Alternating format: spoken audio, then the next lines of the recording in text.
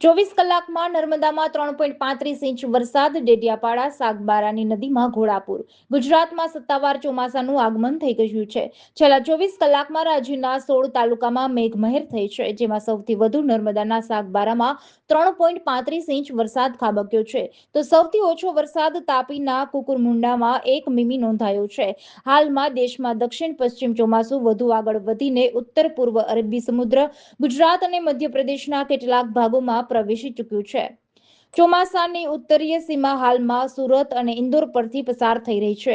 આગામી 2 થી 3 દિવસમાં ચોમાસું ગુજરાતના વધુ ભાગોમાં આગળ વધે તે માટે પરિસ્થિતિ ખૂબ જ સાનુકૂળ બની રહી છે. નર્મદા જિલ્લાના સાગબારા, સેલંબા અને ડેડિયાપાડા પંથકમાં પહેલા જ વરસાદમાં પૂરની સ્થિતિ સર્જાઈ છે. ડેડિયાપાડા અને સાગબારા વિસ્તારમાં સ્થાનિક નદીઓ છલકાઈ ગઈ છે.